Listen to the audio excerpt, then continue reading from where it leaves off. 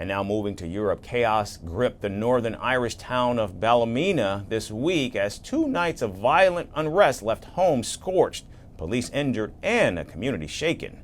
The riots erupted after a protest over an alleged sexual assault involving 2 teenagers turned into racially motivated attacks. Masked mobs hurled petrol bombs, fireworks, and bricks at officers while homes and vehicles were set ablaze. Meanwhile, the Northern Ireland officers responded with riot gear, water cannons, and baton rounds to restore order. But as tensions continue to rise, questions swirl over immigration and public safety. Here's your story with more.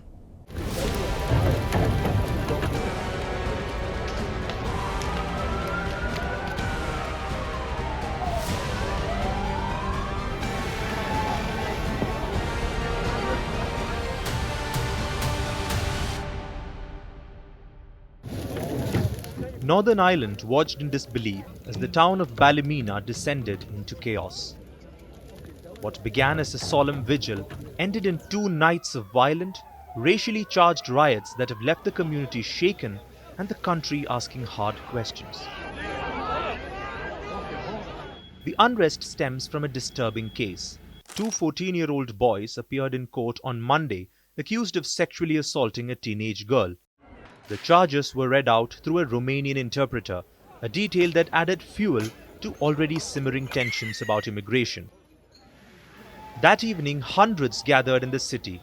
At first they stood in silence, but as darkness fell, fury ignited. Bricks flew, petrol bombs exploded, and homes burned. By Tuesday night, the violence escalated further. Masked rioters set cars ablaze and hurled fireworks and scaffolding at the police. Certainly last night was a show of solidarity amongst the people in Ballymena at what the incident that took place. It was there to show respect for the young girl and her family.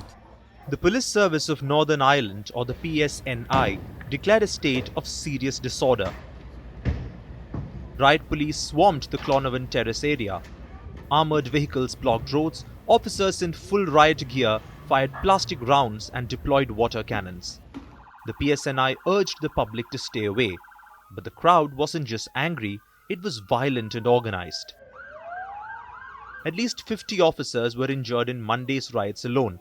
Police confirmed the attacks are being investigated as racially motivated hate crimes. This violence was clearly racially motivated and targeted at our minority ethnic community and the police. It was racist thuggery pure and simply, and any attempt to justify or explain it as something else is misplaced.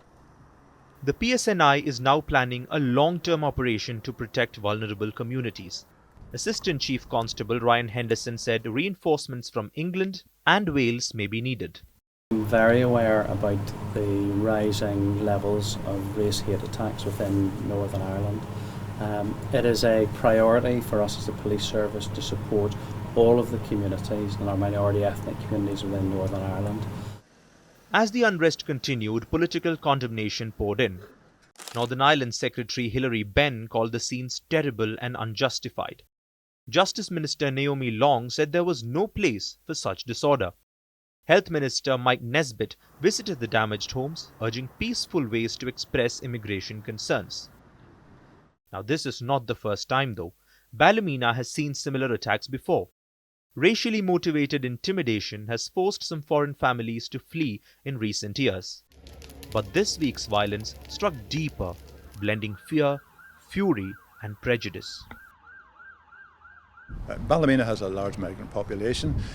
A lot of people are actually work in the town and provide excellent work in the healthcare and in our shops and businesses, and we are there to support them because they are actually valuable workers in the town.